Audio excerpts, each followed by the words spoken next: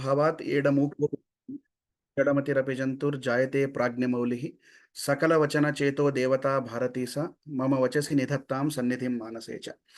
ಈ ಸಂಸ್ಕಾರ ಅನ್ನೋ ಶಬ್ದ ಬಹಳ ಭಾರತೀಯ ಪರಂಪರೆಯಲ್ಲಿ ಬಹಳ ವ್ಯಾಪ್ತವಾದದ್ದು. ಅಂದರೆ ಇಟ್ ಈಸ್ ಸೋ ಇಮರ್ಸ್ಡ್. ಜನ ಇದನ್ನು ಬಹಳ ಕೆಡಿಸ್ಬಿಟ್ಟಿದ್ದಾರೆ. ಈಗ ಭಾರತೀಯ ಧರ್ಮದ ಅಥವಾ ಹಿಂದೂ ಧರ್ಮದ ಅನೇಕ ಶಬ್ದಗಳು ಹೇಗೆ ಮೀಡಿಯಾ ಮತ್ತು ಟಿ ವಿ ಮಾಧ್ಯಮ, ಸಿನಿಮಾ ಮಾಧ್ಯಮದವರು ಕಳಿಸಿದ್ದಾರೆ, ಲೈಕ್ ಮಂಗಳಾರತಿ ಆಗಿರ್ಬೋದು, ಸಂಸ್ಕೃತ ಓದ್ಲೇನು ಅನ್ನೋದಾಗಿರ್ಬೋದು, ಈ ಥರದ್ದು ಅನೇಕ ಶುರು ಮಾಡಿದೆ ಅಪ್ಪ ಹರಿಕತೆ ಅನ್ನೋದಾಗಿರ್ಬೋದು, ಆಯ್ತಾ ಮಂಗಳಾರತಿ ಅನ್ನೋದಾಗಿರ್ಬೋದು, ಏನು ಮಹಾಭಾರತ ರಾಮಾಯಣ ಶುರು ಆಯ್ತಾ, ಈ ಥರದ ಶಬ್ದಗಳನ್ನೆಲ್ಲ ನಮ್ಮ ಅಂದರೆ ದ ಮೋಸ್ಟ್ ಸ್ಯಾಕ್ರೆಡ್ ವರ್ಡ್ಸ್, ನಮ್ಮ ಅತ್ಯಂತ ಪವಿತ್ರವಾದ ಶಬ್ದಗಳನ್ನು ಇವರು ಕಲುಷಿತಗೊಳಿಸಿದ್ದಾರೆ ಅವರ ಭಾಷೆಯಲ್ಲಿ, ಆ ಒಂದು ಮೀಡಿಯಾ ಭಾಷೆಯಲ್ಲಿ. ಸೊ ಹೀಗಾಗಿ ಈ ಸಂಸ್ಕಾರ ಅನ್ನೋ ಶಬ್ದವೂ ಕೂಡ ಹಾಗೇ ಕಲುಷಿತಗೊಂಡಿದೆ. ಎಸ್ಪೆಷಲಿ ಈ ಹಿಂದಿ ಚಲನಚಿತ್ರರಂಗದಲ್ಲಿ ಈ ಅಲೋಕ್ನಾಥ್ ಅನ್ನುವಂಥ ಒಬ್ಬ ನಟನ ಅವನ ಸಂಸ್ಕಾರ ಅನ್ನುವಂಥದ್ದೊಂದು ಶಬ್ದ ಹಿಡ್ಕೊಂಡು ಸುಮಾರು ಮೀಮ್ಸ್ಗಳೆಲ್ಲ ಓಡಾಡಿದ್ವು. ಬಟ್ ಈ ಜನಕ್ಕೆ ಗೊತ್ತಿಲ್ಲ ಸಂಸ್ಕಾರ ಪದದ ಅರ್ಥ ಎಷ್ಟು ಅದ್ಭುತವಾಗಿದೆ, ಎಷ್ಟು ಗಾಢವಾಗಿದೆ. ಪ್ರತಿ ಮನುಷ್ಯನ ಪ್ರಿಮಿಟಿವ್ ಇಯರ್ಸ್, ಅಂದರೆ ಮನುಷ್ಯನ ಸರ್ವತೋಮುಖ ಬೆಳವಣಿಗೆಯಲ್ಲಿ ಈ ಸಂಸ್ಕಾರಗಳು ಎಷ್ಟು ಅದ್ಭುತವಾದ ಕೆಲಸ ನಿರ್ವಹಿಸ್ತವೆ ಅನ್ನೋದು ಇವು ಯಾರಿಗೂ ಗೊತ್ತಿಲ್ಲ. ಯಾಕಂದ್ರೆ ಇವ್ರಿಗೆ ಅಧ್ಯಯನ ಇಲ್ಲ. ಒಂದು 150 ವರ್ಷಗಳಿಂದ ಇದನ್ನ ಪ್ರಜ್ಞಾಪೂರ್ವಕವಾಗಿ ನಮ್ಮ ಮೇನ್ ಸ್ಟ್ರೀಮ್ ಎಜುಕೇಶನ್ ಸಿಸ್ಟಮ್ ಇಂದ, ನಮ್ಮ ಮತ್ತು ಸಮಾಜದ ವ್ಯವಸ್ಥೆಯಿಂದ ನಿಧಾನಕ್ಕೆ ಇದನ್ನು ದೂರ ಮಾಡಿದ್ದಾರೆ. ಅದ್ರ ಬಗ್ಗೆ ನಾನು ಮಾತಾಡ್ತಾ ಹೋಗ್ತೀನಿ. ನೋಡಿ, ಇಲ್ಲಿ ಈ ಸ್ಲೈಡ್ ಅಲ್ಲಿ, ಈ ವೆಬ್ ಇದರಲ್ಲಿ ನೀವು ನೋಡ್ತೀರಿ, ಸುಮಾರು ಶಬ್ದಗಳಿದೆ. 16 ಅಂತ ಶಬ್ದ ಇದೆ, ಜಾತಕರ್ಮ, ಅಂತ್ಯೇಷ್ಟಿ, ಅನೇಕ ಹೆಸರುಗಳು ಬರೆದಿದೆ. ಇದೆಲ್ಲವೂ ಸೇರಿದ್ರೆ ಒಂದೇನು ನಾವು ನೋಡ್ಬೇಕಾದದ್ದೇನು ಅಂತಂದ್ರೆ, ಇದಕ್ಕೆ ಷೋಡಶ ಸಂಸ್ಕಾರ ಅನ್ನುವಂಥ ಹೆಸರಿಂದ ಕರಿತೀವಿ ನಾವು. ಷೋಡಶ ಅನ್ನೋದು ಅದು ತುಂಬಾ ಪ್ರಾಥಮಿಕ ಶಬ್ದ. 16 ಅನ್ನುವಂಥ ಅರ್ಥ.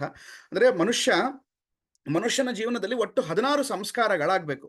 ಅಂದರೆ 16 ಸಂಸ್ಕಾರ ಅನ್ನೋ ಶಬ್ದಕ್ಕೆ ಅರ್ಥ ಹೇಳಿ ನಾನು ಮುಂದೆ ಹೋಗ್ತೀನಿ. ಸಂಸ್ಕಾರ ಅಂದರೆ ಆ ಒಂದು ಕ್ರಿಯೆ ಆದಮೇಲೆ, ಆ ಒಂದು ಪರ್ಟಿಕ್ಯುಲರ್ ಕ್ರಿಯೆ ಆದಮೇಲೆ ಒಂದು ಇಂಪ್ರೆಷನ್ ಕ್ರಿಯೇಟ್ ಆಗಿರಬೇಕು. ಇದನ್ನ ಬಹಳ ಸರಳವಾದ ಅರ್ಥದಲ್ಲಿ ಹೇಳೋದಾದ್ರೆ, ಈಗ ನಾವು ನೋಟ್ಬುಕ್ಕಲ್ಲಿ ಪೆನ್ನಿಂದ ಬರೆದ್ರೆ, ಈಗ ಫಾರ್ ಎಕ್ಸಾಂಪಲ್ ಹರಿಸರ್ವೋತ್ತಮ ವಾಯು ಜೀವೋತ್ತಮ ಅಂತ ನಾವು ಒಂದು ಪೇಜಲ್ಲಿ ಬರೆದ್ರೆ, ಸ್ವಲ್ಪ ಅಂದರೆ ಗಟ್ಟಿಯಾಗಿ ಬರೆದ್ರೆ, ಆ ಬರವಣಿಗೆಯ ಇಂಪ್ರಿಂಟ್, ಅಂದರೆ ಅದರ ಇಂಪ್ರಿಂಟ್ ನೆಕ್ಸ್ಟ್ ಪೇಜಲ್ಲಿ ಬಿದ್ದಿರುತ್ತೆ.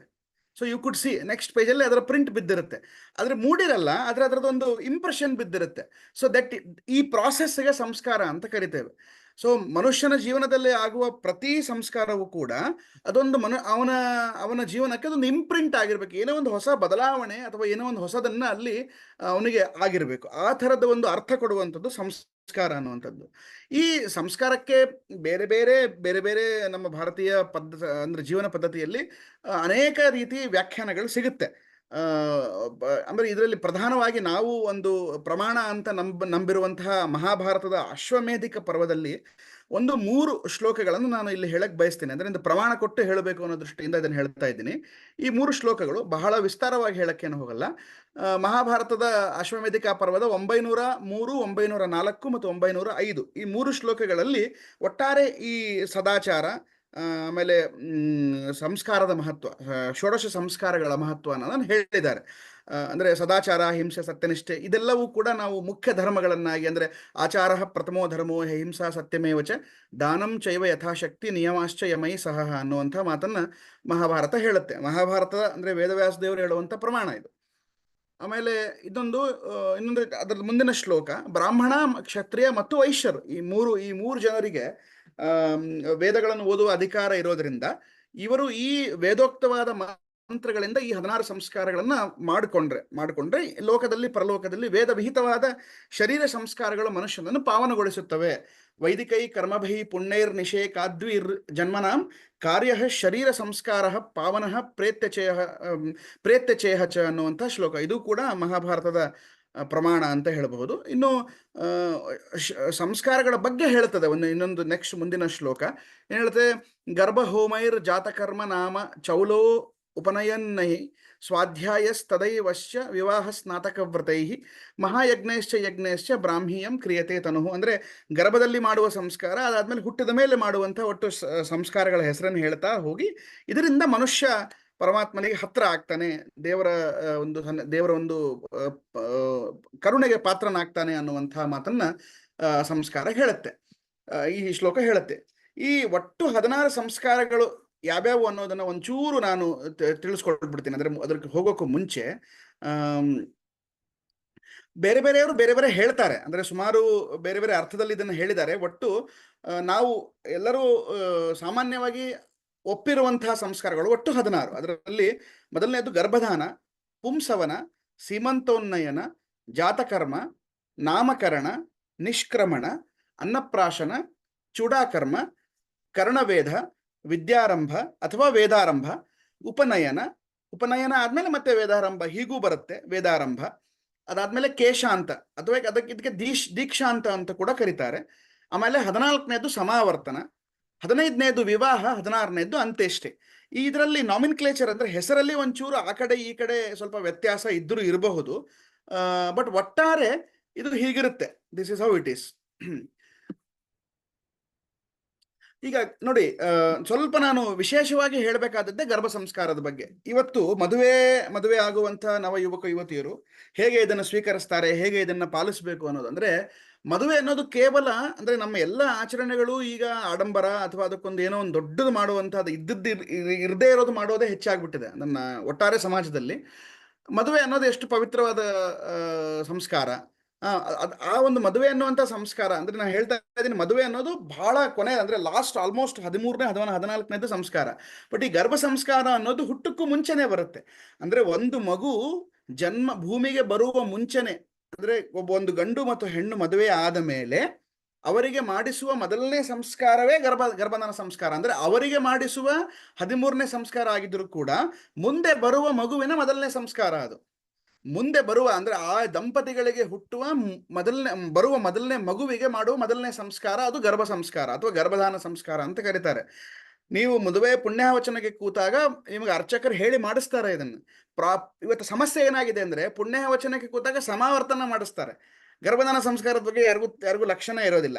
ಮದುವೆ ಆದ ಮೇಲೆ ಆಗುವಂತಹ ಆ ಪ್ರಕ್ರಿಯೆ, ಗರ್ಭಧಾನ ಸಂಸ್ಕಾರ ಆದ ಮೇಲೆ ಗಂಡು ಹೆಣ್ಣು ಕೂಡಬೇಕು ಅಥವಾ ಅವರೊಬ್ಬರು ಮಿಲನ ಆಗಬೇಕು ಅನ್ನೋದು ಬಹಳ ಅದ್ಭುತವಾದಂತಹ ಪ್ರಕ್ರಿಯೆ. ಆ ಗರ್ಭ ಸಂಸ್ಕಾರದಲ್ಲಿ ಏನ್ ಹೇಳ್ತಾರೆ, ಫಾರ್ ಎಕ್ಸಾಂಪಲ್ ಒಂದು ಸೂಕ್ಷ್ಮವಾದ ಉದಾಹರಣೆ ಕೊಡ್ತೇನೆ ನಾನು. ಈಗ ನಾವೆಲ್ಲರೂ ಒಂದು ಒಳ್ಳೆ ಮನೆಯಲ್ಲಿ ಇರ್ತೀವಿ ಅಂತ ತಿಳ್ಕೊಳ್ರಪ್ಪ, ಬಹಳ ಮುಂಡೇನ ಎಕ್ಸಾಂಪಲ್ ಕೊಡ್ತಾ ಇದ್ದೀನಿ. ನಾವು ಎಂಥ ಮನೆಯಲ್ಲಿ ಇರ್ಲಕ್ ಬಯಸ್ತೀವಿ, ಆ ಮನೆಯಲ್ಲಿ ಒಳ್ಳೆ ಬೆಳಕಿರಬೇಕು, ಒಳ್ಳೆ ಗಾಳಿ ಬರಬೇಕು, ಅದರಲ್ಲಿ ಸ್ಪೇಸ್ ಇರಬೇಕು, ವೆಂಟಿಲೇಷನ್ ಇರಬೇಕು, ಸ್ಪೇಷಿಯಸ್ ಆಗಿರಬೇಕು, ಪರಿಶುಭ್ರವಾಗಿರಬೇಕು, ಸ್ವಚ್ಛವಾಗಿರಬೇಕು, ಅಲ್ಲಿ ಒಂದು ಡಿವೈನ್ ಫೀಲ್ ಬರಬೇಕು, ಅಂದ್ರೆ ಅಲ್ಲೊಂದು ದಿವ್ಯತೆಯ ಭಾವ ಇರಬೇಕು. ಅಂತಹ ಮನೆಯಲ್ಲಿ ನಾವು ಇರ್ಲಿಕ್ಕೆ ಬಯಸ್ತೀವಿ. ಅಂದ್ರೆ ನಾವು ಜನ್ಮ ತಾಳಿದ ಮೇಲೆ ಭೂಮಿಯಲ್ಲಿ ಅಂತಹ ಮನೆಯಲ್ಲಿ ಇರ್ಲಿಕ್ಕೆ ಬಯಸ್ತೀವಿ ಅಂತಂತಂದ್ರೆ ಗರ್ಭ ಅಂದ್ರೆ ತಾಯಿಯ ಗರ್ಭ ಅದು ಬಹಳ ಪವಿತ್ರವಾದದ್ದು. ಅದಕ್ಕೆ ಗರ್ಭಕ್ಕೂ ಮತ್ತು ದೇವಸ್ಥಾನದ ಗುಡಿಗೂ ಹೋಲಿಸ್ತಾರೆ, ಅದು ಗರ್ಭಗುಡಿ. ಇದು ತಾಯಿಯ ಗರ್ಭ ಎರಡು ಒಂದೇ ಅಂತ ಅಲ್ಲ, ಅಂದ್ರೆ ಎರಡು ಅಷ್ಟು ಪವಿತ್ರವಾದಂತಹ ಜಾಗ ಅದು. ಅಂತಹ ಜಾಗದಲ್ಲಿ ಪುರುಷ ಮತ್ತು ಸ್ತ್ರೀಯ ಮಿಲನದಿಂದ ವೀರ್ಯದ ಅದರಿಂದ ಹುಟ್ಟುವಂತಹ ಒಂದು ಮಗು, ಅಂದ್ರೆ ಅಲ್ಲಿ ಒಂದು ಆತ್ಮದ ಪ್ರವೇಶ ಆಗ್ತದಲ್ಲ, ಆ ಆತ್ಮದ ಪ್ರವೇಶ, ಆತ್ಮ ಎಂಥ ಮನೆಯಲ್ಲಿ ಇರ್ಲಿಕ್ಕೆ ಬಯಸ್ತದೆ. ಅಂದ್ರೆ ತಾಯಿಯ ಗರ್ಭ ಎಷ್ಟು ಪವಿತ್ರವಾಗಿರ್ಬೇಕು, ಎಷ್ಟು ಪರಿಶುಭ್ರವಾಗಿರ್ಬೇಕು ಅನ್ನೋದನ್ನ ನಾವು ವಿಚಾರ ಮಾಡಬೇಕು. ಆದ್ರೆ ಇವತ್ತು ನಮ್ಮ ಆಹಾರ ಪದ್ಧತಿ, ಇವತ್ತು ನಾವು ತಿನ್ನುವಂತಹ ಪಿಜ್ಜಾ ಬರ್ಗರ್ಗಳು, ಕಲುಷಿತವಾದಂತಹ ಅಂದ್ರೆ ದ್ರವ್ಯ ಶುದ್ಧಿ ಇಲ್ಲದೆ ಇರುವಂತಹ ಊಟದ ಸೇವನೆ, ಆಮೇಲೆ ನಮ್ಮ ವಿಚಾರಗಳು, ನಾವು ನೋಡುವಂತಹ ನೆಟ್ಫ್ಲಿಕ್ಸ್ ಇತ್ಯಾದಿಗಳ ಸಹವಾಸದಿಂದ ಬರುವಂತಹ ಆಲೋಚನೆಗಳು, ಆಮೇಲೆ ಅಂದ್ರೆ ಕಂಪ್ಲೀಟ್ ಲೈಫ್ ಸ್ಟೈಲ್, ಈ ಚಾತುರ್ಮಾಸದ ಅಲ್ಲಿರುವಂತಹ ವ್ರತಗಳನ್ನ ಬಿಟ್ಟು ಬೇರೆ ಬೇರೆ ಸಿಕ್ಕ ತಿನ್ನೋದು, ಈ ಥರದೆಲ್ಲ ಮಾಡೋದ್ರಿಂದ ನಮ್ಮ ಹೊಟ್ಟೆ ಕೆಟ್ಟು ಬಿಟ್ಟಿದೆ. ಪುರುಷರದಾಗಿರ್ಲಿ ಸ್ತ್ರೀಯರದಾಗಿರ್ಲಿ. ಅಂದ್ರೆ ಆ ಆತ್ಮ ಸೇರೋದಕ್ಕೆ ಪುರುಷನೂ ಕಾರಣ. ಸ್ತ್ರೀಯ ಗರ್ಭದಲ್ಲಿ ಆತ್ಮ ಸೇರೋದಕ್ಕೆ ಪುರುಷನೇ ಪ್ರಧಾನವಾದ ಕಾರಣ. ಪುರುಷ ಸ್ತ್ರೀ ಸೇರಿದಾಗ ಅಲ್ಲೊಂದು ಆತ್ಮ ಗರ್ಭದಲ್ಲಿ ಪ್ರವೇಶ ಆಗ್ತದೆ. ಸೊ ಹೀಗಾಗಿ ಅಂಥ ಪವಿತ್ರವಾದ ಗರ್ಭದಲ್ಲಿ ಅಂದ್ರೆ ಆತ್ಮಗಳು ಹೆಂಗ್ ಬಯಸ್ತವೆ, ನಂಗೆ ಪವಿತ್ರವಾದ ಜಾಗ ಬೇಕಪ್ಪ, ಅದಕ್ಕೆ ನಾನು ಬಹಳ ಹೊಲಸಿರುವಂತ ಜಾಗದಲ್ಲಿ ಆತ್ಮಗಳ ಪ್ರವೇಶ ಇಲ್ಲ, ಒಳ್ಳೆ ಆತ್ಮಗಳ ಪ್ರವೇಶಕ್ಕೆ ಮಾಡಕ್ ಸಾಧ್ಯನೇ ಇಲ್ಲ. ಅದಕ್ಕೆ ಇವತ್ತು ಹೇಳ್ತಾರೆ, ಅಂದ್ರೆ ಮಹಾತ್ಮರು ಯಾಕೆ ಹುಡ್ತಾ ಇಲ್ಲ ಅಂತಂದ್ರೆ ಇದೇ ಕಾರಣಕ್ಕೆ ಹುಡ್ತಾ ಇಲ್ಲ ಅಂತಂದ್ರೆ ಅವರು ಆತ್ಮಗಳೆಲ್ಲ ಭಟಕಾಸ್ತಾ ಇವೆ, ಅಂದ್ರೆ ಒಳ್ಳೆ ಗರ್ಭಗಳು ಸಿಗ್ತಾ ಇಲ್ಲ ಅಂತ. ಅದಕ್ಕೋಸ್ಕರ ಆ ಗರ್ಭಗಳಿಗೋಸ್ಕರ ಆತ್ಮಗಳು ಚಡ್ಪಡಾಸ್ತಾ ಇವೆ ಅನ್ನುವಂಥ ಮಾತನ್ನ ನಾವು ಕೇಳ್ತೀವಿ ಒಂದ್ ಕಡೆ. ಸೊ ಇದು ಒಂದು. ಸೊ ಹೀಗಾಗಿ ಗರ್ಭಧಾನ ಸಂಸ್ಕಾರ ಬಹಳ ಬಹಳ ಇಂಪಾರ್ಟೆಂಟ್ ಈ ಪ್ರಾಸೆಸ್ ಅಲ್ಲಿ. ಅಂದ್ರೆ ನೀವು ಯಾವಾಗ ದಂಪತಿಗಳು ಮದುವೆ ನಾವು ಮಕ್ಕಳು ಮಾಡ್ಕೊಳ್ತೀವಿ ಅಂದ್ರೆ ಮದುವೆಯ ಗೃಹಸ್ಥಾಶ್ರಮದ ಮೂರ ಪರಿಕಲ್ಪನೆಯೇ ಇದು ಏನಂತಾರೆ, ಪ್ರಾಜನಿ, ಅಂದ್ರೆ ಒಳ್ಳೆಯ ಸಂತಾನವನ್ನು ಸಮಾಜಕ್ಕೆ ಕೊಡೋದು. ಮದುವೆ is not just only for physical pleasure is a part of it's. ಅಂದ್ರೆ ಇಡೀ ಒಂದು ದೊಡ್ಡ ಕೆಲಸದಲ್ಲಿ ಅದೊಂದು ನಿಮ್ಮ ಸಹಜವಾಗಿ ಬರುವಂತಹ ಪ್ರಕ್ರಿಯೆ ಹೊರತು ಅದೇ ಪ್ರಧಾನವಾದ ಪ್ರಕ್ರಿಯೆ ಅಲ್ಲ. ದಾಂಪತ್ಯದ ಮೂಲ ಆಶಯ ಏನು ಅಂತಂದ್ರೆ ಉತ್ತಮ ಸಂತಾನವನ್ನ ಸಮಾಜಕ್ಕೆ ಕೊಡೋದು. ಇದು ಇದು ಇದೆ. This is the only prime motto of your ವೈವಾಹಿಕ ಜೀವನ. ಹೀಗಾಗಿ ಆ ಒಂದು ಧನ್ಯತಾ ಭಾವವನ್ನು ಇಟ್ಕೊಂಡು ನಾವು ಸಂಸಾರ ಜೀವನ ನಡೆಸಿದರೆ ಮುಂದೆ ಅಂತಹ ಅದ್ಭುತವಾದ ಮಕ್ಕಳು ಹುಟ್ಟೋದಕ್ಕೆ ಸಾಧ್ಯ. ಈ this is the primary foundation of ನಮ್ಮ ಗೃಹಸ್ಥಾಶ್ರಮ. ಹೀಗಾಗಿ ಗರ್ಭಧಾನ ಸಂಸ್ಕಾರ ಬಹಳ ಮುಖ್ಯ. ಈ ಪ್ರಾಸೆಸ್ ಅಲ್ಲಿ ನೀವು ಯಾವ ರೀತಿ ಆಹಾರ ಉಣಬೇಕು, ಯಾವ ಯಾವ ನಕ್ಷತ್ರ ಯಾವ್ಯಾವ ತಿಥಿಯಲ್ಲಿ ನಿಮಗೆ ಸೇರಲು ಅವಕಾಶ ಇದೆ, ಯಾವ ಯಾವ ನಕ್ಷತ್ರಗಳು ಯಾವ್ಯಾವ ತಿಥಿಗಳು ಸೇರಲು ನಿಷಿದ್ಧ, ಇದೆಲ್ಲವೂ ಇದೆ. ಇದೆಲ್ಲ ಬಹಳ ಕಾಮನ್ ಆಗಿತ್ತು ಒಂದು ಕಾಲದಲ್ಲಿ ನಮ್ಮ ದೇಶ, ನಮ್ಮ ಮನೆಗಳಲ್ಲಿ ಎಲ್ಲ ಹಿರಿಯರಿಗೂ ಗೊತ್ತಿತ್ತು. For example, Ekadashi Dwadashi you are not suppose to indulge. Similarly Trayodashi, ಇದು ಅಂದ್ರೆ Chaturdashi Amavasya Pratipada, nothing doing. Dwitiya you can, Panchami you can. So ಹೀಗೆ ಈ ಥರದ್ದೆಲ್ಲ ಬಹಳ ಕಾಮನ್ ಸೆನ್ಸಿಕಲ್ ಆದ ವಿಚಾರಗಳಿವೆ. ನಮ್ಮ ಚಿಕ್ಕ ಮಕ್ಕಳು ಇರಬಹುದು, ಬಟ್ ನೀವು ಇದನ್ನ ಅರ್ಥ ಮಾಡ್ಕೊಳ್ರಿ ಅಷ್ಟೇ. ಈ ಥರದ್ದೆಲ್ಲ ವಿಷಯಗಳು ಗರ್ಭ ಸಂಸ್ಕಾರದಲ್ಲಿ ನಿಮ್ಗೆ ಹಿರಿಯರು ಹೇಳ್ಕೊಡ್ತಾರೆ. ಹಿಂಗೆ ಮಾಡ್ಬೇಕಪ್ಪ, ನೀನು ಹಿಂಗೆ ಬದುಕಬೇಕು, this is how you should. ಅಂದ್ರೆ ಆಯಾ ನಕ್ಷತ್ರ ಆಯಾ ತಿಥಿಗಳಲ್ಲಿ ಒಂದು ಬೇರೆ ಆದಂಥ ಡೈಮೆನ್ಷನ್ ಇರುತ್ತೆ. ಅಲ್ಲಿ ಅಲ್ಲಿ ಅಲ್ಲಿ ಪಂಚಭೂತಗಳ ಇನ್ವಾಲ್ವ್ಮೆಂಟ್ ಇರುತ್ತೆ. ಹೀಗಾಗಿ ಅದು ನಮ್ಮ ಮುಂದಿನ ಜನ್ಮಕ್ಕೆ, ಅಂದ್ರೆ ನಾವು ಯಾವ ಜನ್ಮವನ್ನ ಕೊಡ್ತೀವಿ ಮುಂದೆ ನಮ್ಮ ಪ್ರಜನೆಗೆ, ಅದರ ಒಂದು ವೆಲ್ ಬೀಯಿಂಗಿಗೆ ಅದು ತುಂಬಾ ಹೆಲ್ಪ್ ಆಗುತ್ತೆ. ಹೀಗಾಗಿ ಗರ್ಭ ಸಂಸ್ಕಾರ ಅಂದ್ರೆ ಮಗು ಹುಟ್ಟೋಕ್ಕೂ ಮುಂಚೆನೆ ಇದು ಶುರು ಆಗುತ್ತೆ. ಗರ್ಭ ಸಂಸ್ಕಾರ ಆದ್ಮೇಲೆ ಎರಡನೇ ಸಂಸ್ಕಾರ ಪುಂಸವನ ಅಂತ. ಇದು ಬಹಳ ಜನ ಕೇಳಿರಲ್ಲ. ಇವತ್ತೇನಾಗ್ಬಿಡ್ತದೆ, ಸೀಮಂತ ಅನ್ನೋ ಹೆಸರಿನಲ್ಲಿ ಪುಂಸವನವನ್ನು ಮರೆತು ಬಿಡ್ತಾರೆ. ಪುಂಸವನ ಅನ್ನೋ ಸಂಸ್ಕಾರ ಬಹಳ ಇಂಪಾರ್ಟೆಂಟ್. ಅಂದ್ರೆ ತಾಯಿ ಗರ್ಭ ಧರಿಸಿದ್ದಾಳೆ ಅನ್ನುವಂತ ಕನ್ಫರ್ಮೇಶನ್ ಸಿಕ್ಕ ಮೇಲೆ, ಅಂದ್ರೆ 3ನೇ ತಿಂಗಳಿಗೆ, ಯಾವಾಗ ಹೇಳ್ತಾರಲ್ಲ 3 ತಿಂಗಳು ಆಗೋವರೆಗೂ ಯಾರು ನ್ಯೂಸ್ ಹೇಳ್ಬಾರ್ದಪ್ಪ ಅಂತ, ಇವಾಗ ಹೆಣ್ಮಕ್ಳೆಲ್ಲ ಹೇಳ್ತಾರಲ್ಲ, 3 ತಿಂಗಳಾದ್ಮೇಲೆ ನಾ ಈ 3 ತಿಂಗಳ ಗರ್ಭಿಣಿ ಅಂತ ನಾವು ನಮ್ಮ ಮನೆಯವರಿಗೆ ತಿಳಿಸೋದು ಅಥವಾ ನಮ್ಮ ರಿಲೇಟಿವ್ಸ್ಗಳಿಗೆ ತಿಳಿಸೋದು ಅದು ಸಂಪ್ರದಾಯ. ಸೊ ಆ ಪುಂಸವನ ಅನ್ನೋ ಒಂದು ಸಂಸ್ಕಾರ, ಅಂದ್ರೆ ಹಣೆಗೆ ಕುಂಕುಮ ಇಟ್ಟು ಆ ಬೈತಿಲೆಯಲ್ಲಿ ಕುಂಕುಮವನ್ನು ಇಡುವಂಥ ಒಂದು ಒಂದು ಒಂದು ಒಂದು ಒಂದು ವಿಶೇಷವಾದಂತಹ ಸಂಸ್ಕಾರ, ಅದು ಪುಂಸವನ ಸಂಸ್ಕಾರ. ಪುಂಸವನ ಆದ್ಮೇಲೆ ಬರೋದು ಸೀಮಂತೋನ್ನಯನ. ಸೀಮಂತೋನ್ನಯನವೂ ಕೂಡ ಇವತ್ತು ಬಹಳ ಆಡಂಬರ, ಫೋಟೋಗಳು ತೆಗೆಯೋದು, ಅವ್ರು ಬಂದು ಆಹೇರಿ ಮಾಡೋದು, ಇವ್ರು ಬಂದು ಇದೇ ಆಯ್ತು. ಬಟ್ ಸೀಮಂತೋನ್ನಯದ ಅರ್ಥ ಏನು? ಸೀಮಂತೋನ್ನಯದ ಅರ್ಥ ಅಂತಂದ್ರೆ ಅವತ್ತು ಕೂಡ, ಅಂದ್ರೆ ಆ ತಾಯಿಗೆ, ಅಂದ್ರೆ ಹುಟ್ಟುವ 7 ತಿಂಗಳು ಅಥವಾ 7ನೇ ತಿಂಗಳಲ್ಲಿ ಸೀಮಂತೋನ್ನಯವನ್ನು ಮಾಡ್ತಾರೆ. ಆವಾಗ ಆ ಗರ್ಭಿಣಿ ಸ್ತ್ರೀಯ ಮಧ್ಯದಲ್ಲಿ ಬೈತಿಲೆಯನ್ನು ತೆಗಿತಾರೆ. ಆ ಬೈತಿಲೆಯನ್ನು ತೆಗೆದು ಅಲ್ಲಿ ಒಂದು ಪಾತನ್ನ ನಿರ್ಮಾಣ ಮಾಡ್ತಾರೆ. ಅಂದ್ರೆ ಇಲ್ಲಿ ಈ 36,000 ನಾಡಿ, ಆ 36,000 ನಾಡಿ, ಆ ಮಧ್ಯದಲ್ಲಿ ಒಂದು ಹಣೆಯಲ್ಲಿ ಕುಂಕುಮ, ಆ ಒಂದು ಪರ್ಟಿಕ್ಯುಲರ್ ಪ್ಲೇಸ್ ಅಲ್ಲಿ ಕುಂಕುಮವನ್ನು ಇಟ್ಟರೆ ಅಲ್ಲಿ ಅದು ಒಂದಂದ್ರೆ ಈ 36,000, ಆ 36,000, 72,000 ನಾಡಿಗಳು ಕರೆಕ್ಟ್ ಆಗಿ ಮಗುವಿನಲ್ಲಿ ಪ್ಲೇಸ್ ಆಗ್ಲಿ ಅಂತ. ಆಮೇಲೆ ಅವತ್ತೊಂದು ವಿಶೇಷವಾದ ಪಾಯಸ ಮಾಡ್ತಾರೆ. ಆ ಪಾಯಸ ಅತ್ಯಂತ ಆತ್ಮೀಯವಾದಂತ, ಬಹಳ ಇಷ್ಟಪಟ್ಟು ಆ ಗರ್ಭಿಣಿ ಸ್ತ್ರೀ ಸೇವಿಸ್ತಾಳೆ. ಅಂದ್ರೆ ಆ ಪಾಯಸದಲ್ಲಿ ತನ್ನ ಮಗುವನ್ನು ಅವಳು ಕಾಣ್ತಾಳೆ. ಇಂತಹ ಅದ್ಭುತವಾದ ಪಾಯಸದಂತಹ ಮಗು ಹುಟ್ಲಿ ಅನ್ನೋ ಭಾವನದಿಂದ ಅವತ್ತು ಆ ಪಾಯಸವನ್ನ ತಾಯಿ ಸ್ವೀಕರಿಸ್ತಾಳೆ. ಈ ಪ್ರಾಸೆಸ್ ಅಲ್ಲಿ ಈ ಮಧ್ಯದಲ್ಲಿ ಈ ಬುತ್ತಿ ಊಟ ಅಂತ ಮಾಡ್ತಾರೆ ನಮ್ಮ ಕಡೆ ಉತ್ತರ ಕರ್ನಾಟಕದಲ್ಲಿ, ನಿಮ್ಗೆ ಗೊತ್ತಿರಬಹುದು. ಆ ಬುತ್ತಿ ಊಟದ ಪರಿಕಲ್ಪನೆಯೂ ಇದೆ. ಬಹಳ ಅಂದ್ರೆ ನ್ಯೂಟ್ರಿಷಿಯಸ್ ಫುಡ್ ಅನ್ನ ಎಲ್ಲಾರು ಬೇರೆ ಬೇರೆಯವ್ರು ಮಾಡ್ಕೊಂಡು ಬಂದು ಮನೆಯಲ್ಲಿ ತಾಯಿಗೆ ತಿನ್ನಿಸ್ತಾರೆ. ಅಂದ್ರೆ ಮಗು ಹುಟ್ಟುವ ಮಗು ಎಷ್ಟು ಚೆನ್ನಾಗಿರ್ಬೇಕು ಅಂತಂದ್ರೆ ಅದರ ಆಲೋಚನೆಗಳು ಅಷ್ಟೇ ಚೆನ್ನಾಗಿರ್ಬೇಕು. ಆ ಸಮಯದಲ್ಲಿ ಈ ಒಂದು 9 ತಿಂಗಳಲ್ಲಿ ತಾಯಿ ಯಾವ ರೀತಿ ಆಹಾರ ಉಣಬೇಕು, ಯಾವ ಪುಸ್ತಕಗಳನ್ನು ಓದಬೇಕು, ಅವಳ ವಿಚಾರ ಹೇಗಿರ್ಬೇಕು, ಅವಳ ದಿನಚರಿ ಹೇಗಿರ್ಬೇಕು, ಇದೆಲ್ಲವೂ ಕೂಡ ಬಹಳ ಅದ್ಭುತವಾಗಿ ಮನೆಯಲ್ಲಿ ಮಾಡೋರಿದ್ದಾರೆ. ಅಂದ್ರೆ ನಾನು ಹೇಳೋದು, ಇಷ್ಟೊತ್ತವರೆಗೂ ನಾನು ಹೇಳಿದ್ನಲ್ಲ, ಈ 3 ಸಂಸ್ಕಾರ ಆಯಿತು. ಇದು ಮಗು ಹುಟ್ಟೇ ಇರಲ್ಲ, ಮಗು ಹುಟ್ಟೋಕ್ಕೂ ಮುಂಚೆ 3 ಸಂಸ್ಕಾರ ಮುಗೀತು. 4ನೇ ಸಂಸ್ಕಾರ ಜಾತಕರ್ಮ.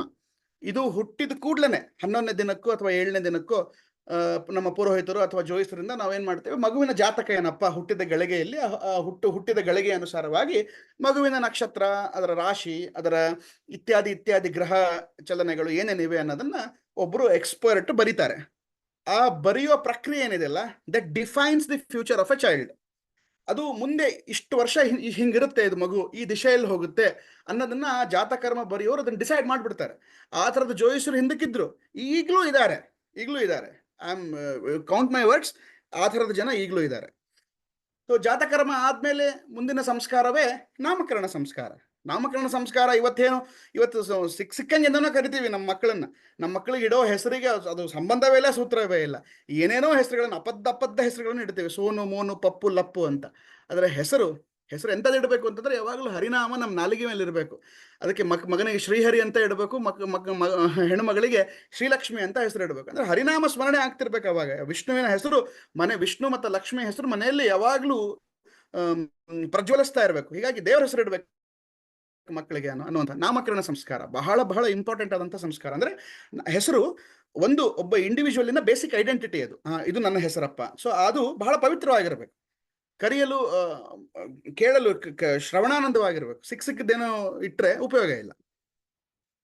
ಆಮೇಲೆ ನಿಷ್ಕ್ರಮಣ, ಇದು ಬಹಳ ಇಂಪಾರ್ಟೆಂಟ್ ಆದಂತಂದ್ರೆ 3 ತಿಂಗಳು ಮೊದಲನೇ 3 ತಿಂಗಳು, 3 ತಿಂಗಳಂತರೂ ಮಗುವನ್ನ ಸೂರ್ಯನ ಕಿರಣಗಳಿಗೆ, ಅಂದ್ರೆ ಸ್ಕಿನ್ ಬಹಳ ಸೆನ್ಸಿಟಿವ್ ಆಗಿರುತ್ತೆ, ಅದರಿಂದ ಸೂರ್ಯ ಕಿರಣಕ್ಕೆ ಅದನ್ನ ತಾಗ್ಗೊಡಲ್ಲ.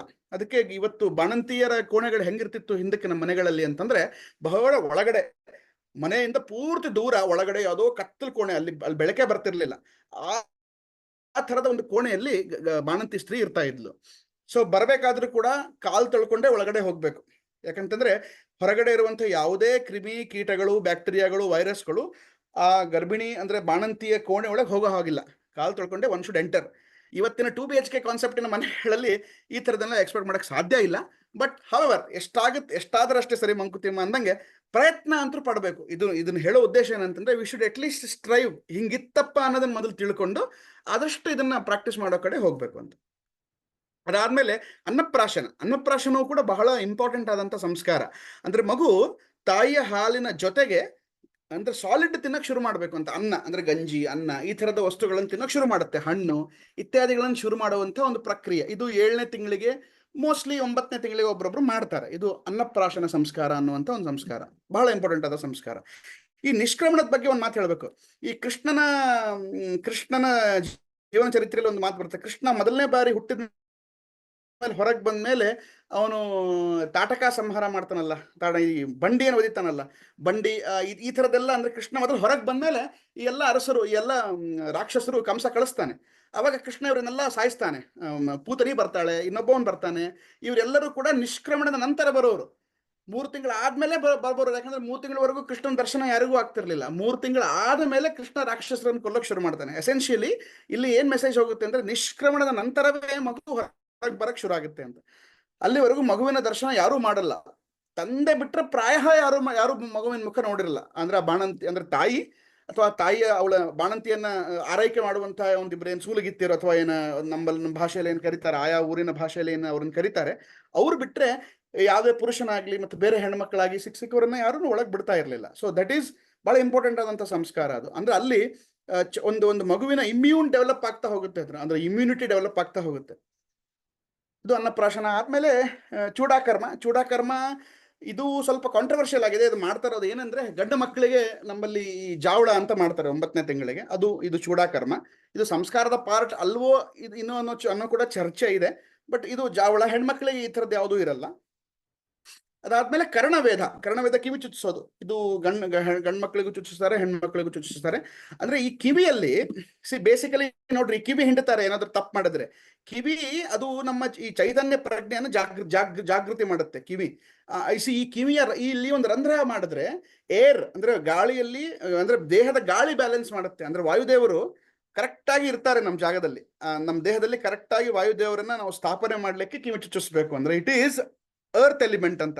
ಗಾಳಿಯ ಒಂದು ಸ್ಥಿರತೆಗೆ ಕರ್ಣವೇದ ಮಾಡಿಸ್ಬೇಕು. ಅದಕ್ಕೆ ಇವತ್ತು ನೋಡ್ರಿ, ವಿದ್ವಾಂಸರು ಯಾವಾಗ್ಲೂ ಕಿವಿಯಲ್ಲಿ, ಈಗ ನಾವು ಗೃಹಸ್ಥರು ಹಾಕೊಳ್ತೀವೋ ಬಿಡ್ತೀವೋ ಗೊತ್ತಿಲ್ಲ, ಬಟ್ ವಿದ್ವಾಂಸರು ಮಾತ್ರ ಹಾಕೊಂಡಿರ್ತಾರೆ ಕಿವಿಯಲ್ಲಿ ಏನೋ ಒಂದು ಸಣ್ಣದ ಹರಳು ಅಥವಾ ಯಾವುದೋ ಒಂದು ವಸ್ತುವನ್ನ ಒಂದು ಆರ್ನಮೆಂಟ್ ಅನ್ನ ಹಾಕೊಂಡಿರ್ತಾರೆ. ಸೊ ದಟ್ ಅದೇನಾಗುತ್ತೆ ಅಂತಂದ್ರೆ, ಅವರಿಗೆ ಅಧ್ಯಯನದ ಕ್ರಮದಲ್ಲಿ ಅವರ ಪ್ರಜ್ಞೆ ಜಾಗೃತಿ ಮಾಡಿರುತ್ತೆ, ಅವರ ಮೆಮೊರಿ ಪವರ್ ಜಾಗೃತವಾಗಿರ್ತದೆ, ಅವರು ಸ್ಟೇಬಲ್ ಆಗಿರ್ತಾರೆ, ಅವರು ವಿಚಲಿತರಾಗೋದಿಲ್ಲ ಕಿವಿ. ಅದಕ್ಕೆ ಕರ್ಣವೇದ ಅನ್ನುವಂಥದ್ದನ್ನು ಮಾಡಿಸ್ತಾರೆ. ಅದಾದ್ಮೇಲೆ ವಿದ್ಯಾರಂಭ ಎಸೆನ್ಷಿಯಲಿ 6ನೇ ವಯಸ್ಸಿನ ನಂತರ ಅಥವಾ 7ನೇ ವಯಸ್ಸಿಗೆ ವಿದ್ಯಾರಂಭ ಮಾಡಬೇಕು. ಸ್ಲೋಲಿ ಸಣ್ಣ ಪುಟ್ಟ ಅಕ್ಷರಗಳನ್ನು ಕಲಿಯೋ ಪ್ರಕ್ರಿಯೆ ಇರ್ತಿತ್ತು. ಅದಾದ್ಮೇಲೆ ಉಪನಯನ ಸಂಸ್ಕಾರ ಮತ್ತು ಮರುಹುಟ್ಟು, ಅಂದ್ರೆ ಮಗುವಿನ ಮರುಹುಟ್ಟು, ಒಂದು ಗಂಡು ಮಗುವಿನ ಮರುಹುಟ್ಟೆ ಉಪನಯನ ಸಂಸ್ಕಾರ. ಅಲ್ಲಿ ಅವನಿಗೆ ಸಂಧ್ಯಾ ವಂದನೆ ಮಾಡುವಂತಹ ಅಧಿಕಾರ ಸಿಗುತ್ತೆ, ವೇದಗಳನ್ನು ಓದುವಂತಹ ಅಧಿಕಾರ ಸಿಗುತ್ತೆ. ಮುಂದಿನ ಸಂಸ್ಕಾರವೇ ವೇದಾರಂಭ ಇವತ್ತಿನ ವಿದ್ಯಾರಂಭ ಅನ್ನುವಂತಹ ಒಂದು ಸಮೀಕರಣಕ್ಕೆ ನಾವು ತಗೊಳ್ಬಹುದು. So this is how it is. ಅಂದ್ರೆ ಇವನು ಇದರಿಂದ ಗುರುಕುಲವಾಸವೂ ಕೆಲವೊಂದು ಸರ್ತಿ ಅದನ್ನ ಸಂಸ್ಕಾರ ಅಂತ ಕರೀತಾರೆ, ಹಂಗೇನಿಲ್ಲ. ಅವನು ವೇದಾರಂಭ ಉಪನಯನ ಆದ್ಮೇಲೆ ಅವನನ್ನ ಗುರುಕುಲ ಕಳಿಸ್ಕೊಡ್ತಾರೆ. ಅವನು ಅಲ್ಲಿ ಒಂದು 12 ವರ್ಷ 14 ವರ್ಷ ಇರ್ತಾನೆ. ಈ ಕೇಶಾಂತ ಅಥವಾ ದೀಕ್ಷಾಂತ ಅಂತಂದ್ರೆ, ಮುಗಿತಪ್ಪ ನಿನ್ನ ನಿನ್ನ ಸ್ಟಡೀಸ್ ಮುಗಿತು ಅಂತ ಗುರುಗಳು ಹೇಳ್ತಾರೆ. So you are done with your studies, you can go ಅನ್ನುವಂಥ ಒಂದು ಪ್ರಾಸೆಸ್. ಅಲ್ಲಿ ಮತ್ತೆ ಗುರುವಿನ ಬೋಧನೆ ಆಗುತ್ತೆ. ಗುರು ವಿಶೇಷವಾದಂತಹ ಬೋಧನೆಯನ್ನ ಶಿಷ್ಯನಿಗೆ ಮಾಡ್ತಾರೆ.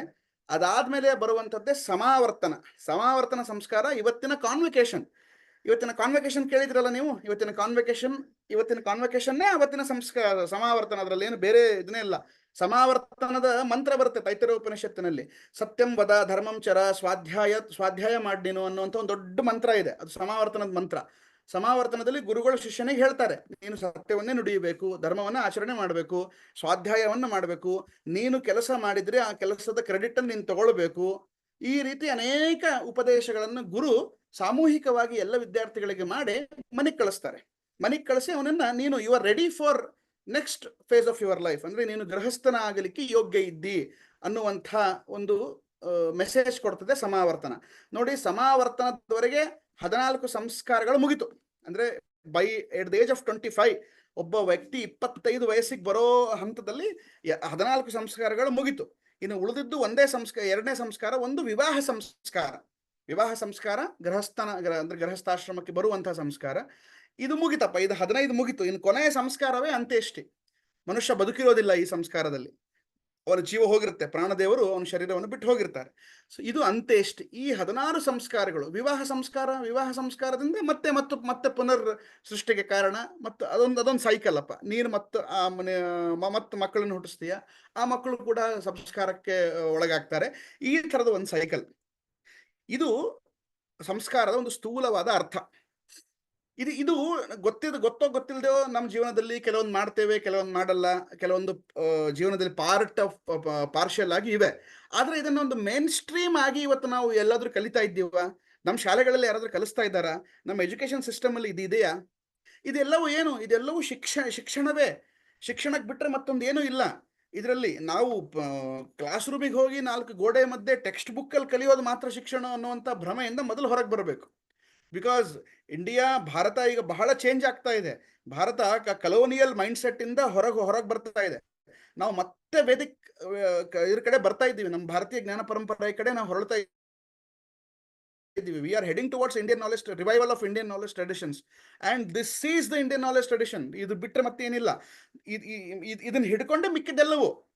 ಇದು ಫೌಂಡೇಶನ್ ಅಂತೀವಲ್ಲ, ಒಂದು ಮನೆಗೆ ಆಧಾರ ಸ್ತಂಭ ಹೇಗೆ ಒಂದು ಪಾಯವೋ, ಇಡೀ ವ್ಯಕ್ತಿಯ ಬದುಕಿಗೆ ಸಂಸ್ಕಾರಗಳು ಅಷ್ಟು ಗಾಢವಾದಂತಹ ಒಂದು ಅಡಿಪಾಯವನ್ನು ಹಾಕೊಡ್ತದೆ. ಸಂಸ್ಕಾರಗಳು ಕರೆಕ್ಟ್ ಆಗಿ ಆದ್ರೆ ಆ ವ್ಯಕ್ತಿಗೆ, ಈಗ ನೋಡಿ, ಜಸ್ಟ್ ಇಮ್ಯಾಜಿನ್ ಮಾಡಿ, ನಾನು ಎಷ್ಟೋ ಕಡೆ ನೋಡಿದ್ದೀನಿ, ಮದುವೆ ಅಂದ್ರೆ ಉಪನಯನ ಸರಿಯಾದ ಟೈಮಿಗೆ ಆಗದೇ ಇಲ್ಲ. ಅವನು 25-26 ವರ್ಷ ಬಂದಿರ್ತದೆ, ಅವನಿಗೆ ಜನಿವಾರ ಇರಲ್ಲ, ಏನಿರಲ್ಲ, ಬೇಸಿಕ್ ಸೆನ್ಸ್ ಇರಲ್ಲ, ಅವ್ನ ಮಂತ್ರಗಳು ಬರ್ತಿರಲ್ಲ, ಅವ್ನ ಸಂಧ್ಯಾವಂದನೆ ಮಾಡಲ್ಲ. ಮದುವೆ ಫಿಕ್ಸ್ ಆದ್ಮೇಲೆ ಅನಿವಾರ್ಯವಾಗಿ ಎಲ್ಲೋ ಒಂದ್ ಕಡೆ ಉಪನಯನ ಮಾಡಿಸ್ಕೊಂಡು ಬಂದು 1 ವಾರ ಆದ್ಮೇಲೆ ಮದುವೆ ಮಾಡ್ತಾರೆ. ಅವನಿಗೆ ಏನ್ ಅರ್ಥ ಆಗ್ಬೇಕು? ಬ್ರಹ್ಮಚರ್ಯವನ್ನು ಅವನು ಹೇಗೆ ಪಾಲಿಸ್ತಾನೆ? ಅವನಿಗೆ ಆ ಮಂತ್ರಶಕ್ತಿಯಿಂದ ಅವನ ದೇಹದಲ್ಲಿ ಇರಬೇಕಾದಂತಹ ಶಕ್ತಿ ಇರೋದೇ ಇಲ್ಲ. ಉಪನಯನಗಳು ಲೇಟ್ ಆಗ್ತಾ ಇದೆ, ವಿವಾಹಗಳು ಲೇಟ್ ಆಗ್ತಾ ಇದೆ, ಸಂತಾನ ಲೇಟ್ ಆಗ್ತಾ ಇದೆ. ತುಂಬಾ there are lot of issues. ಅಂದ್ರೆ ನಮ್ಮ ಸಂಸ್ಕಾರಗಳ ಅರಿವಿಲ್ಲದೆ ಇದ್ದಾಗ ನಾವು ಎಡವ್ತಾ ಇದ್ದೇವೆ. ಇದು ಏನೋ ಒಂದು ಕಸ್ಟಮ್ ತರ ಮಾಡ್ಕೊಂಡು ಹೊರಡ್ತಾ ಇದ್ದೇವೆ ಹೊರತು, ಇದು this is something very unique ಅನ್ನುವಂಥ, ಇದು ಪರಂಪರಾನುಗತವಾಗಿ ನಮ್ಮ ಭಾಗದಲ್ಲಿದೆ, ನಮ್ಮ ದೇಶದಲ್ಲಿದೆ, ನಮ್ಮ ಜೀವನ ಪದ್ಧತಿಯಲ್ಲಿದೆ. Basically it is part of our lifestyle. ಇದು ನಮಗಿಲ್ಲ. ಈ ಪ್ರಜ್ಞೆಯಿಂದ ನಾವು ಹೊರಗೆ ಬರ್ತಾ ಇದ್ದೀವಿ. ಹೀಗಾಗಿ ಕೆಲವೊಂದು ಕಡೆ ಈಗ ವೇದ ಗುರುಕುಲಗಳಾಗಿರಬಹುದು, ಪಾಠಶಾಲೆಗಳಾಗಿರಬಹುದು, ಪೂರ್ಣ ಪ್ರಮತಿ ಅಂತ ಗುರುಕುಲ ಆಗಿರಬಹುದು, ಈ ಥರದ ಗುರುಕುಲಗಳಲ್ಲಿ ಈ ಪದ್ಧತಿಯ ಬಗ್ಗೆ ಸ್ವಲ್ಪ ಅಲ್ಲಲ್ಲಿ ಜಾಗೃತಿ ಮೂಡಿಸುವಂತ ಕೆಲಸ ಆಗ್ತಾ ಇದೆ. This is the forum. Madhva consciousness, Satkarta, ಈ ಥರದ ಫೋರಮ್ಗಳಲ್ಲಿ ಒಳ್ಳೆ ಕೆಲಸ ಆಗ್ತಾ ಇದೆ. ಐ ಆಮ್ ನಾಟ್ ಸೇಯಿಂಗ್ ಆಗ್ತಾನೆ ಇಲ್ಲ ಅಂತ, ಬಟ್ ಇದು ಮೇನ್ ಸ್ಟ್ರೀಮಿಗೆ ಬರಬೇಕು. This should be part of our daily ಅಂದ್ರೆ ಪ್ರತಿನಿತ್ಯದ ಒಂದು ಜೀವನದಲ್ಲಿ ಇದ್ರ ಬಗ್ಗೆ ನಮಗೆ ಮಾಹಿತಿ ಬರಬೇಕು. ಸ್ಲೋಲಿ ನಾವು ಡಿಕಲನೈಸ್ ಆಗಬೇಕು. ನಾವು ಹಂತವಾಗಿ ಆ ವಿದೇಶಿ ಶಿಕ್ಷಣ ಪದ್ಧತಿಯಿಂದ ದೂರ ಹೋಗಿ ನಮ್ಮದೇ ಆದಂತಹ ಶಿಕ್ಷಣ ಪದ್ಧತಿ, ನಮ್ಮದೇ ಆದಂತಹ ಜೀವನ ಪದ್ಧತಿ, ನಮ್ಮದೇ ಆದಂತಹ ವಿಚಾರಗಳನ್ನ ನಾವು ಸ್ಲೋಲಿ ಅನುಸರಿಸ್ತಾ ಹೋದ್ರೆ, ಅದನ್ನ ನಾವು ಅಪ್ಕೊಳ್ತಾ ಹೋದ್ರೆ, ಇದೆಲ್ಲದಕ್ಕೂ ನಾವು ಹತ್ರ ಆಗ್ತಾ ಹೋಗ್ತೀವಿ. ಆಮೇಲೆ ಇದರಿಂದ ನಮಗೊಂದು ಹೊಸ ಚೈತನ್ಯ ಬರ್ತದೆ. Yes, this is the life ಅನ್ನುವಂಥ ಭಾವ ಬರ್ತದೆ. ಸೊ ಇಷ್ಟು ಹೇಳಿ 2 ಶ್ಲೋಕ ಇದೆ ನನಗೆ ಬಹಳ ಇಷ್ಟ. ಅಂದ್ರೆ ಈ ಭಾರತೀಯ ಜ್ಞಾನ ಪರಂಪರೆ ಮತ್ತು ನಮ್ಮ ಷೋಡಶ ಸಂಸ್ಕಾರಗಳಿಗೆ ಇರುವಂತಹ ಮಹತ್ವ ಅದೇನಿದೆ ಒಂದು ಮನುಸ್ಮೃತಿ ಒಂದು ಅದ್ಭುತವಾದ ಮಾತು ಹೇಳುತ್ತೆ. ಏನ್ ಹೇಳುತ್ತೆ? ಏತದ್ದೇಶತ್ ಪ್ರಸೂತಸ್ಯ ಸಕಾಶಾತ್ ಅಗ್ರಜನ್ಮನಃ ಸ್ವಂ ಸ್ವಂ ಚರಿತ್ರಂ ಶಿಕ್ಷೇರನ್ ಪೃಥಿವ್ಯಾಂ ಸರ್ವಮಾನವಾಹ ಅಂತ.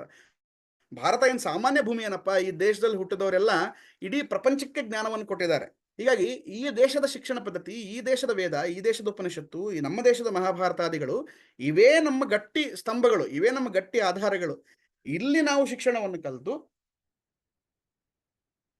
ನಾವು ಮುಂದುವರಿಬೇಕು. So this is how it is. I think ನನ್ನ ಸಮಯ ಆಯಿತು ಅನ್ಸುತ್ತೆ. ತುಂಬ ವ್ಯಾಸ್ಟ್ ಆದ ಸಬ್ಜೆಕ್ಟ್ ಇದು. ಇದು 10 ನಿಮಿಷದಲ್ಲಿ ಹೇಳೋದು ನಾನು ಪ್ರಯತ್ನ ಮಾಡಿದ್ದೇನೆ.